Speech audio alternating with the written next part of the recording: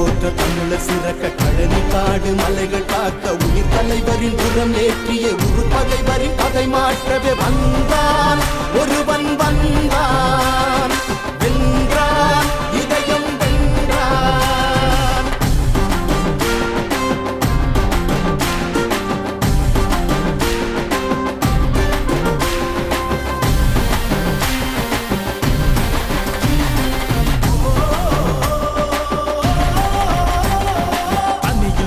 ஒதுங்கி நின்ற ஆதி தமிழரை